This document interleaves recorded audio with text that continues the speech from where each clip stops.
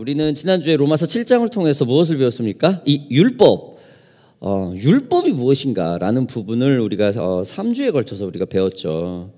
율법이 죄를 알게 해주는 거울과 같은 기능의 역할을 한다는 사실을 우리가 배웠습니다. 그러나 그 비추는 거울의 기능을 그 율법을 통해서 우리의 죄성이 거울에 비치듯 어떤 볼 수는 있으나 해결은 할 수는 없죠.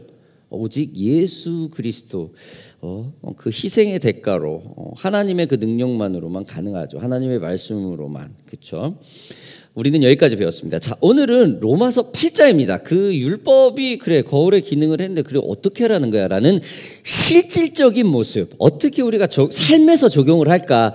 참 그 말씀 참 좋다.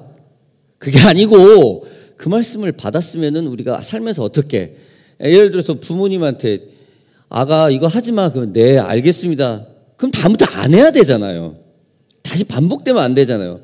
이거를 너무 잘해서 칭찬을 들었어. 반대로. 그죠? 참 잘했다. 그럼 더 하고 싶어서 또 하거든요. 이거이듯이 삶에 우리가 어떻게 적용을 하는 것인가라는 것을 이 바울이 실질적으로 우리에게 아주 디테일하게 제시하는 게 이 8장의 내용입니다. 우리 기도를 하고 오늘 좀 시작하겠습니다. 기도하겠습니다. 아버지 하나님 감사합니다. 오늘은 로마서 8장을 공부합니다. 성령의 귀와 성령의 마음과 성령의 능력들을 부어주셔서 하나님의 말씀을 붙들고 이해할 수 있는 저희 모두가 되게 하여 주시옵소서. 예수님의 이름으로 기도하였습니다. 아멘. 자, 여러분, 로마서 8장의 내용은 그리스도 예수 안에 있는 자에게는 정죄함이 절대 없다라는 내용입니다. 성령으로 말미암아 죄와 사망에서 해방되었다, 자유되었다라는 점을 강조하는 내용이 8장이죠. 율법으로 할 수 없었던 그 죄의 해결의 문제를 하나님께서 예수 그리스도를 통해 완전히 해결하셨고, 이제는 성령이 우리 안에 내주하여 우리를 이끌어 가시기 때문에 더 이상 우리는 육신을 쫓지 않을 결단력을 가지고 있다라는 겁니다. 성령을 쫓아 사는 삶의 그 중요성을 말하는 아주 디테일하게 실질적인 말하는 내용의 그 개론을 말하는 것이 이 8장입니다. 즉 율법을 통해 죄를 알았다면 우리가 삶에서 성령을 쫓아 그 실질적인 적용하는 것을 해야 된다라는 것을 제시해 주는 내용이 8장입니다. 자, 오늘 8장 초반을 좀 보겠습니다. 1절, 2절 우리 함께 좀 읽어볼까요? 우리 같이 읽어보겠습니다. 시작. 그러므로 이제 그리스도 예수 안에 있는 자에게는 결코 정죄함이 없나니 이는 그리스도 예수 안에 있는 생명의 성령의 법이 죄와 사망의 법에서 너를 해방하였음이니라. 해방하였습니다. 뭡니까? 영은 영으로 살아가고 육은 육으로 살아갈 수 있다라는 것이죠. 여러분, 바울은 로마서 8장을 통하여 어떤 이야기를 지금 하고자 하는 겁니까? 바로 영은 영이고 육은 육이다. 분명하게 나눠 있다라는 사실을 얘기를 하는 것이죠. 로마서 8장 전체를 읽으면서 가장 많이 등장하는 단어가 무엇입니까? 로마서 8장 전체에는 여러분 영 또는 이 성령이라는 단어가 이 한 장에만 21번이나 나와 있습니다. 그만큼 이 영적인 부분을 강조하는 내용이 이 8장입니다. 성령이라는 이 단어를 계속해서 반복한다는 것은 이 바울이 8장을 통해서 우리에게 이 영에 대해서, 이 성령에 대해서 얼마만큼 중요한지 지금 강조를 한다라는 것이죠. 그렇다고 한다면은 여러분, 바울이 왜 하필 이 8장에서 이 율법을 그렇게 강조했던 이 7장 그 다음에 이 바로 중간에 무슨 필터링도 없이 율법과 곧바로 성령의 내용을 이렇게 곧바로 끄집어낼 수 있는 걸까요? 그 이유는 그 시작은 8장 바로 앞에 우리 7장을 조금 보면서 우리가 좀 디테일하게 좀 우리 살펴보겠습니다. 7장 24절 25절 좀 보겠습니다. 오라 나는 곤고한 사람이로다. 이 사망의 몸에서 누가 나를 건져내랴. 우리 주 예수 그리스도로 말미암아 하나님께 감사하리로다. 그런즉 내 자신이 마음으로는 하나님의 법을 육신으로는 죄의 법을 섬기노라. 여러분 다시 한번 말씀드리지만 로마서는 언제 쓰였습니까? 바울의 노년기에 쓰였어요. 바울이 순교하기 3년 전에 쓰였어요.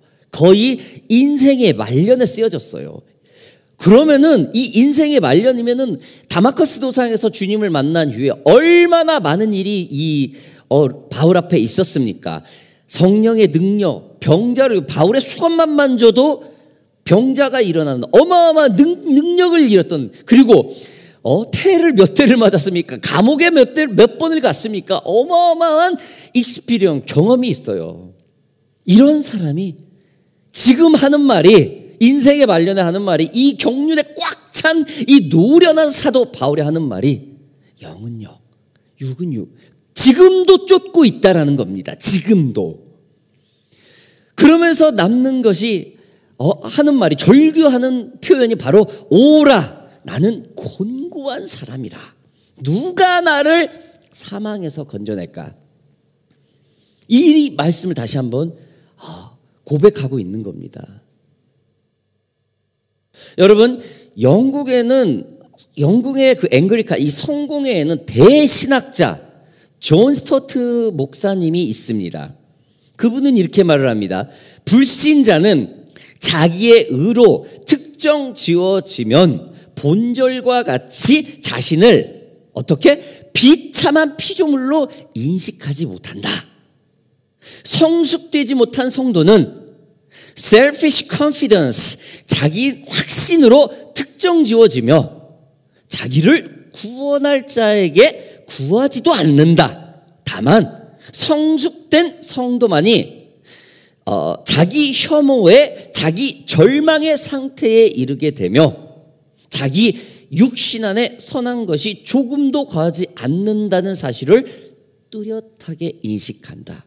뭡니까, 여러분? 성숙한 크리스찬들은 자기 자신이 하나님 앞에 얼마나 낮은 존재라는지 정확하게 안다라는 거예요.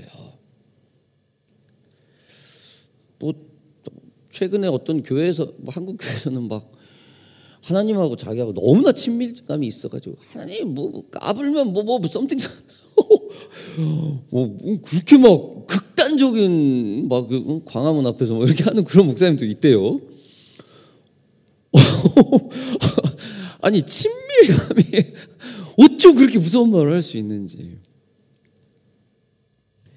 여러분, 하나님을 아는 사람, 어마어마한 영적 경험이 많은 이 바울도 하나님 앞에 나는 곤고한 자로다, 누가 나를 건져낼까? 하나님 앞에 끊임없이 고백한다라는 거예요. 겸손한다라는 거예요. 저도 이제 나이가 들어서 그럴지 몰라도 최근에 그냥 아내에게 막 애교 떠는 일이 많아요. 그냥 이렇게 했으면 좋겠다, 저렇게 했으면 좋겠다 하면서 더 그냥 항상 조금 어떤 일을 저 이렇게 성격이 워낙 이렇게 밀어붙이는 성격이 강하니까 한번 딱 계획을 세우면 반드시 그걸 성취하는 스타일이니까.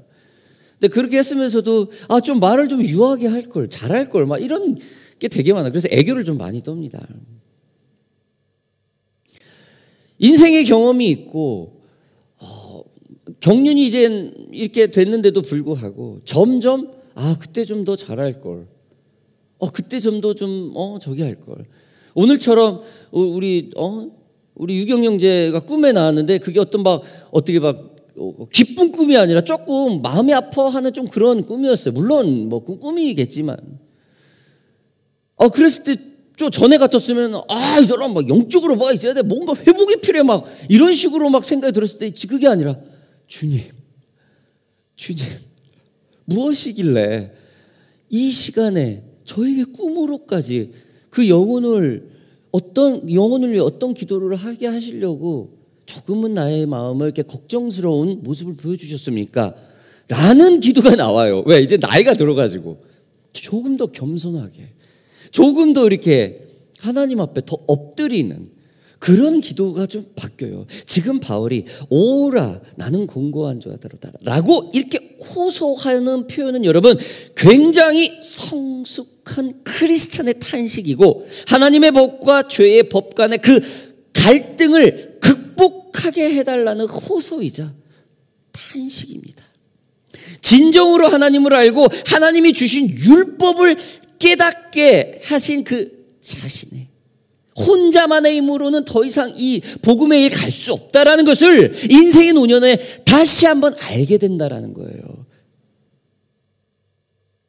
자신을 스스로 할 수 없는 문제로서 이 문제를 해결하기 위한 열쇠는 오직 누구? 성령님, 삼위일체, 예수 그리스도, 성부, 성자, 성령, 이 성령만이 할 수 있다라는 사실을 고백하고 있는 겁니다. 바울은 예수 그리스도를 만난 사람입니다. 그분을 믿고 그분의 구원의 그 주로 영접한 사람입니다. 그리하여서 죄와 율법에서 해방되어 구원받았다는 것을 확증한 사람입니다. 세례도 받고 구원의 확신도 있었던 사람이 바로 바울입니다. 그런데 여러분, 인생의 노년에 하나님 앞에, 성령 앞에 철저하게 엎드리지 않으면 안 된다라는 사실을 다시 한번 강조합니다.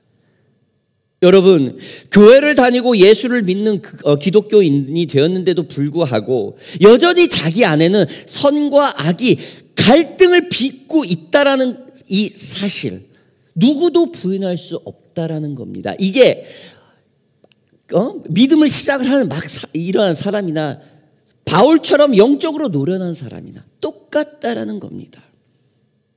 성령님 앞에 인정을 하고 끊임없이 그분 앞에 겸손을 구해야 된다는 겁니다. 예수를 믿고 구원받았다고 한다면, 사망과 율법에서 자유하게 되었다고 한다면 마음에 평안하고 자유를 누리고 하나님이 보시기에 선하고 좋은 일만 하고 살아갈 수 있을 것 같은데 실질적인 삶에 적용해서는 그렇지 않다라는 거예요. 어렵다라는 겁니다. 불가능하다라는 거예요. 하나님의 율법으로 살게 되는, 거울에 비친 이 죄성을, 이거를 어떻게 이렇게는 안 살아야지라고 이렇게 분명히 죄를 깨달았는데 삶에 그 깨달은 것만큼 온전하게 살 수 없다라는 거예요. 불가능하다라는 겁니다. 불가능하다는 거. 이게 바로 지금 오라 나는 곤고한 자로다라는 고백입니다. 마음으로는 정말 하나님의 뜻대로 살고 싶은데, 그런데 실제로는 이상하게 자꾸만 세상이 좋고 세상 방식대로 보이지 않는, 들키지 않는 합법적인 편법 안에서는 얼마든지 내가 하나님의 뜻과 반대되도록 살고 싶다라는 갈망이 누구든지 다 있다라는 겁니다. 그래서 세상을 쫓아가는 사람이 되어 한심한 자기 자신을 발견합니다. 이게 바로 지금 이 나는 곤고한 자로다라는 이 한마디에, 바울의 이 마디에 다 포함되어 있다는 겁니다. 누가 나 좀 도와주세요. 오라 나는 곤고한 자로다. 누가 나를 사망에서 건져줄까? 나 좀 구해주세요 라는 겁니다. 누굽니까? 바로 여러분, 이게 바로 성령님께 의지한다라는 거예요. 여러분, 로마서 전체는 예수 안 믿는 사람의 얘기가 아닙니다. 이미 예수를 구주로 받아들인 크리스찬을 위한 내용이 바로 이 로마서입니다. 특히 로마서 7장과 8장은 크리스찬이 이 땅에서 어떻게 살아가야 할지를 상세하게 지시해 주는 내용입니다. 여러분들과 저를 비롯한 예수 믿는 사람들이 실제적으로 현실적으로 겪는 문제, 그 현실의 문제를 어떻게 극복할 것인지를 제시한다는 내용이라는 것이죠. 하나님의 법과 내 육신의 법 사이에 끼어서 이러지도 저러지도 못하는 어정쩡한 모습이 아닌 크리스찬의 삶은 이렇게 살아가야 한다는 겁니다. 어떤 거요? 성령님을 의지해야 된다는 것이죠.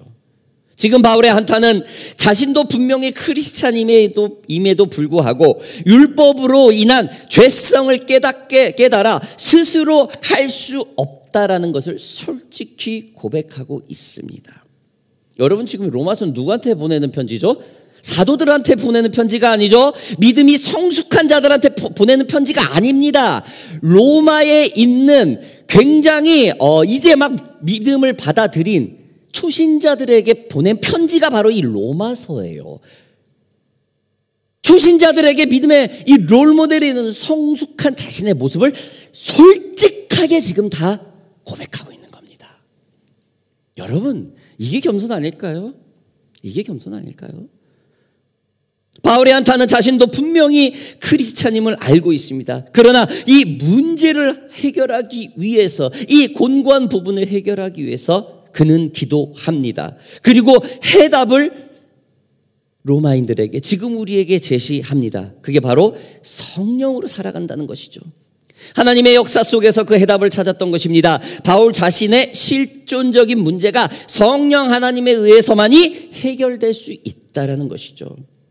바울이 로마서 8장에서 성령 하나님을 집중적으로 조명하지만 마치 성령이란 무엇인가 라는 그 본질적이고 형이 이상적인 그 경험을 하지 않은 신학적인 성령론을 말하는 것이 아니죠. 바울이 지금 기독교인으로 영과 육의 그 갈등을 느끼면서 실제로 자기가 경험을 하고 그 경험에 근거한 성령 하나님 이야기를 하고 있다는 겁니다. 여기서 예수님을 믿는 자라고 말하지 않고 예수 안에 있는 자라고 본문을 통해서 분명히 말을 하죠. 흔히 말하듯 예수 그리스도 안, in Christ라는 거죠. 마음으로 하나님의 뜻을, 육신으로는 세상의 뜻을 쫓고자 하는 이 갈등을 해결하기 위한 첫 단추는 나 자신이 아닌 예수 그리스도라는 사실이라는 것이죠. 여러분, 예수 그리스도 안에서, 영어로 하면은 in Christ입니다. 예수 그리스도 안에 있다라는 것이 과연 어떤 의미라고 여러분들은 생각을 합니까? 오늘 본문이 1절에 나오는 것처럼 그리스도 예수 안에 있는 자는 결코 정죄함이 없나니, 이 라는 말은 이 정죄라는 이 단어는 condemnation이라는 말로 해석이 되죠. 이 영어 단어는 여러분 정죄라는 말도 있지만 유죄 판결이라는 의미도 있다고 합니다. 다시 말해 예수 안에 있는 사람은 예수님과 일체되어 있는 사람, 즉 유죄 판결이 내려지지 않은 사람이라는 뜻이에요. 여러분, 만약에 사람이 유죄 판결이 된 사람이라면은 우리가 예수 안에 belong to Jesus, in Christ alone 지죠. 그러면 예수님도 유죄 판결 받았다라는 거예요. 죄가 있다라는 겁니다. 그렇지 않아요. 예수님이 죄가 없듯이 in Christ, 우리가 예수 안에 거하니까 우리 또한 유죄 판결이 아니라는 겁니다. 정죄함이 없다는 뜻이 이 뜻이죠. 다시 말해 예수 안에 있는 사람, 예수와 일체되어 있는 사람은 예수님과 함께 한다는 것입니다. 여러분, 연애하는 사람들 한번 우리가 예를 들어볼까요? 하루 종일 같이 있고도 금방 헤어지고도 집에 가면 또 카톡을 하면서 메시지를 보내면서 물질적으로 공간적으로 몸은 이렇게 떨어져 있어도 정서적으로 마음으로는 함께 있다는 사실 우리는 늘 확인을 하죠. 그렇죠? 너무 보고 싶고, 뭐 부부도 마찬가지죠. 자녀들도 마찬가지죠. 학교에 가 있거나 직장에 가 있어도 계속 전화를 하고, 그렇죠? 왜? 마음이 함께 있기 때문에. 여러분, 함께 있다, 함께 한다는 것은 서로의 마음을 읽고 그것을 서로 공유하면서 서로 같이 즐거워하고 기뻐하고 때로는 같이 아파하는 것이죠. 상대방의 생각을 먼저 존중하면서 그 사람이 원하는 것이 무엇인지를 헤아립니다. 그렇기 때문에 사랑하는 사람은 서로 상대방의 영향을 깊이 받게 되어 있습니다. 사랑하는 사람을 말을 듣죠. 존중하는 사람 말을 듣게 돼 있어요. 무조건 반대로 하지 않아요. 여러분, 뭔 말만 하면 말대꾸하고 반대로 하는 사람들이 있어요. 그럼 그 굉장히 불신이 있는 사람이에요. 예를 들어서 이 차를 사자. 어떤 자동차 멋진 차를 사자. 뭐 속이 마음에 들어. 그래, 마음에 좋다. 이렇게 말하면 되는데, 좋긴 좋은데, 자꾸 이렇게 말을 하는 사람, 굉장히 그 마음속에 불신이 있는 거예요. 근데 사랑하는 사람이, 자녀가, 부모가 뭘 해도, 아내가 남편이 뭘 하다 이렇게 해서 그래? 뭐 나쁜 짓 아니고는 그래요, 좋아요. 얼마든지. 왜? 함께하기 때문에. 그 안에 거하기 때문이죠. 여러분, 예수 그리스도 안에서라는 말은 바로 이 연애와 같은 뜻이겠죠. 나의 신랑 되신 예수 그리스도와 연애하는 것과 같을 것입니다. 그분은 내가 뭘 원하는지 다 알고 계시죠? 나 또한 그분이 뭘 원하는지 알아야 합니다. 의지해야 되죠. 늘 물어봐야 되죠. 이게 바로 기도고 이게 바로 예배고 이게 바로 성경 공부 아니겠습니까? 내 생각보다도 내 사랑하는 사람의 생각을 따르게 되는 것이 바로 그 사람 안에 거하는 것이죠. 이런 삶의 방식, 삶의 법칙, 그 생각을 바울이 지금 2절을 통해서 뭐라고 합니까? 생명의 법, 6절에서는 영적 생각이라고 말을 합니다. 생명의 법칙, 생명의 법도, 법이라는 것은 이 그리스도 영으로 그분을 계속 지속적으로 관계대해서 생각을 한다라는 것이죠. 그분과 연합한다라는 것입니다. 함께한다라는 것입니다. 한마음 한다라는 것입니다. 여러분, 반대로 이제 영적인 부분이 이렇게 예수 그리스도와 in Christ alone 함께 한다는 뜻이 있다면, 그 육으로 반대되는 육으로 살아간다는 것은 어떤 의미가 있을까요? 육으로 살아간다라는 것은 예수 그리스도의 영, 성령이 없이 자기 생각으로 살아간다라는 뜻이겠죠. 자신의 감각적인 판단으로서 직접적이며 예수 그리스도의 영에 의한 영으로 말미한다는 중보성이 없다라는 뜻입니다. 자기 스스로 의인을 간구하고 자기의 어떤 종교적인 신념과 경건성에 그 정신하여 스스로를 열심히 함으로써 그 길을 스스로 찾고 자기 추구만을 위합니다. 여러분, 부부가 집을 사고 자녀 계획을 하고 가구를 사고 이사를 가고 아내와 남편에게 한마디 상의 없이 혼자 스스로 결정하고 다 계약해버리면은 굉장히 이 동반자는 실망을 해요. 불신을 해요. 말만 해주면 다 그 사람 존중해서 따라줄 텐데, 그렇죠?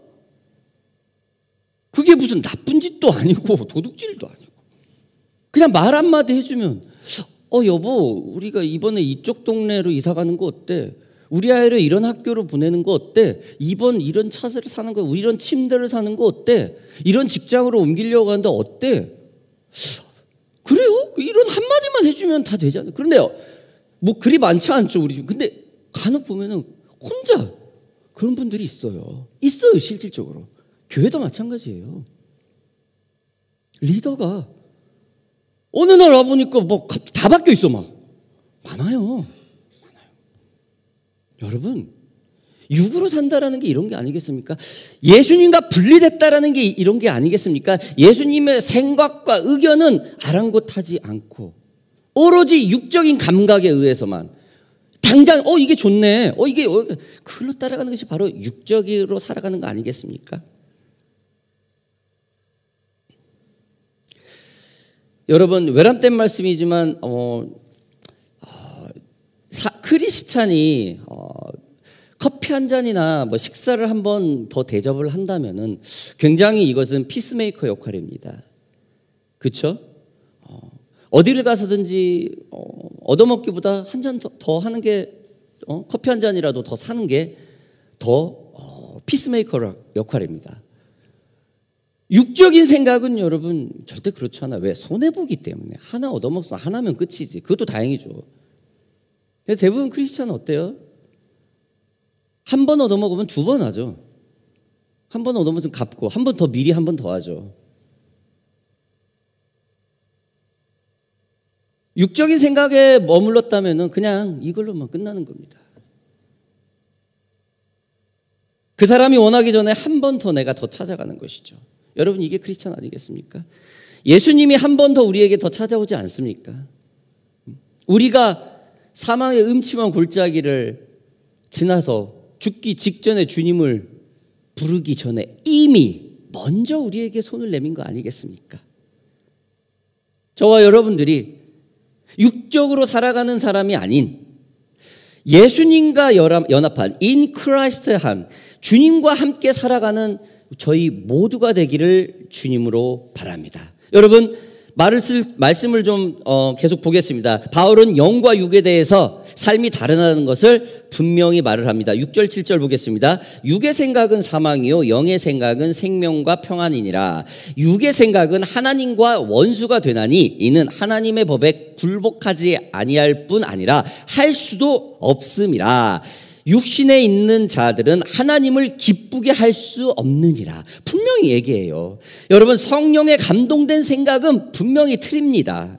여기서 바울은 생각이라는 단어를 사용을 하죠. 성령에 감동된 생각, 그리스도 영에 감동된 생각, 분명히 말을 합니다. 사랑하는 사람의 감동이 되면 밤이나 낮이나 그 사람의 생각을 합니다. 그 사람의 생각을 따라갑니다. 저는 제 자신과 여러분들께 한번 질문을 해야 된다고 생각을 합니다. 지금 우리가 그리스도와 제대로 연애를 하고 있는가? 우리가 가끔 한번 이 질문 우리 자신에게 해봐야 되겠죠. 그래서 우리가 항상 주님을 생각하고 있는지, 어떠한 일을 할 때 그냥 육적인 감각이 먼저 나서는지, 아니 하나님께 먼저 기도하자. 잘 모르겠으니까 그러면은 우리 교인들과 함께 한번 상의를 좀 한번 해보자. 어떤 일을 덜컥하기 전에 말입니다. 이게 바로 생각 아니겠습니까?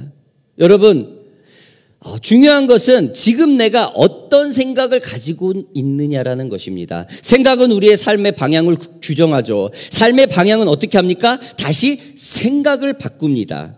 그리스도의 영으로 살아간다는 자는 그리스도를 생각하는 자들이며, 그리스도를 생각하기에 삶의 방향도 그리스도를 향하게 되어 있습니다. 우리가 그리스도를 향해 있을 때 그리스도 예수처럼 하나님의 뜻이 이루어지는 생각을 우리는 하게 될 것입니다. 육의 생각과 영의 생각, 육신의 지배를 받는 생각과 영의 지배를 받는 생각. 여러분, 어떻게 우리가 살다 보면 이럴 수도 있고 저럴 수도 있지 않을까요? 굉장히 어려울 때가 많아요. 그것을 어떻게 수박 쪼개듯이 이렇게 정확하게 이렇게 클리어하게 우리가 살 수 있겠습니까? 현실적으로는 너무 힘들죠. 그렇게 분명하게 인간을 갈라놓을 수 있을까요? 그러나 영과 육은 분명히 합니다. 복음이 아닌 것은 분명합니다. 여러분, 이게 바로 생명, 바울이 말하는 생명의 이 성령의 법이라는 것입니다. 분명하다라는 겁니다. 육의 생각과 어떤 거요? 성령의 생각이요. 사랑하는 오션파크 교회 성도 여러분들, 우리는 오늘 로마서를 공부했습니다. 율법을 깨달은 이 바울의 이 곤고함은 성령의 법으로 극복해야 한다고 분명히 우리에게 제시를 합니다. 이건 삶을 얘기하는 것이죠. 율법을 통해서 이해를 했다면은 실질적인 삶은 성령의 도움으로 살아야 된다는 겁니다. 사랑하는 오션파크 교회 성도 여러분들, 우리가 로마서를 공부하고 있다는 것은 우리가 삶에서 얼만큼 실질적인 열매, 실질적인 말씀의 효과가 나오는지를 우리는 지금 조명해야 될 것입니다. 우리 모두 이 아침에, 지금 20개월 만에 우리 아침 예배를 처음 하는데 전 너무 기분이 좋고 좀 꿈자리가 좀 뒤숭숭해서 걱정 반 근심 반으로 이렇게 왔지만은 이 생명의 법, 이 아침에 이 생명의 법, 실질적으로 성령을 적용하며 살아야 된다는 그 우선권을 가져야 된다는 이 바울의 분명한 이 메시지를 저와 여러분들이 기억하시기를 다시 한번 축복합니다. 함께 기도하겠습니다. 아버지 하나님 감사합니다. 귀한